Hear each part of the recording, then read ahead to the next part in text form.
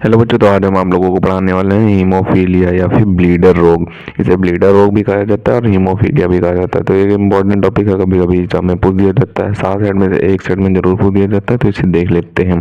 Haemophilia 2 प्रकार की होती है, उसे भी इसके प्रकार भी समझेंगे और इसे भी समझेंगे, क्योंकि 3 या 4 नंबर में पूछ दिया जाता है। तो इसे देख लेते हैं। तो इसमें दिया हुआ है कि इस रोग में चोट लगने के बाद रक्त का थक्का बनने में 30 मिनट से लेकर लगभग 24 घंटे का समय लग जाता है। यानी कि जो चोट आपको लग जाती है, कहीं पे कट या फिर चोट लग जाती है, तो वहाँ से रक्त निकलता ही रहता है और उसका थक्का जमने में 30 मिनट लग जाते हैं या फिर लगभग 24 घंटे लग जाते हैं। वहाँ पे से खून निकलता ही रहेगा, यानी कि वहाँ से खून बंद नहीं होगा, उसका थक्का नहीं बनेगा ब्लड का, तो वहाँ से खून बंद नहीं होगा।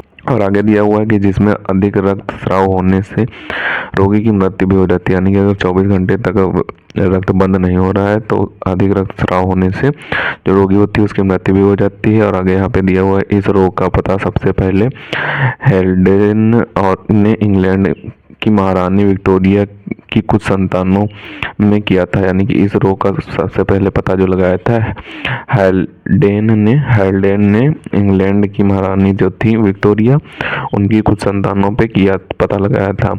और यहाँ पे दिया हुआ यह भी एक्सलग्निया प्रभावी रोग होता है। यानी कि ये जो रोग होता है एक्सलग्निया प्रभावी रोग होता है। और दिया हुआ है कि और यह एंटी हीमोफिलिक ग्लोब्यूलिन जीन द्वारा नियंत्रित होता है। यानी कि ये जो रोग होता है वो एंटी हीमोफिलिक और ग्लोब्यूलिन जीन जो होता है उसके द्वारा नियंत्रित किया जाता है। इस रोग की वंशागति भी वर्णांता की तरह ही होती है। यानी कि ये जो रोग होता है इसकी वंशागति वर्णांता की तरह ही होती है। यानी कि जो वर्णांता में पैटर्न बनाया गया था उसी के तरीके से इसमें भी इस रोग की वंशागति होती है। अब इसके 2 प्रकार होते हैं, हीमोफिलिक के 2 प्रकार होते हैं, उन्हें भी देख लेते हैं। तो पहला प्रकार इसमें यह होता है हीमोफिलिक ए, और दूसरा प्रकार दिया हुआ है हीमोफिलिक बी। तो हीमोफिलिक ए में क्या दिया हुआ है उसे देख लेते हैं। तो हीमोफिलिक ए में दिया हुआ है यह ग्लोब्यूलिन की अनुपस्थिति के कारण होता है। यानी कि जो ग्लोब्यूलिन जीन होता है उसकी अनुपस्थिति के कारण होता है, तथा 8वें कारक की कमी के कारण होता है। यानी कि जो 8वां कारक होता है उसकी कमी के कारण यह जो हीमोफिलिया ए होता है यह ग्लोब्यूलिन जीन की अनुपस्थिति तथा 8वें कारक की कमी के कारण होता है। और जो हीमोफिलिया बी होता है वो रक्त प्लाज्मा में थ्रोम्बोप्लास्टिन की कमी के कारण होता है तथा 9वें कारक की कमी के कारण होता है। यानी कि जो प्लाज्मा में थ्रोम्बोप्लास्टिन की कमी हो जाएगी और 9वें कारक की कमी हो जाएगी, तब आपको हीमोफिलिया बी हो जाएगा। तो यही था छोटा सा टॉपिक। तो आप इसका ऊपर से स्क्रीनशॉट कर लें। अब आप इसके बचे हुए पार्ट का भी स्क्रीनशॉट कर लें।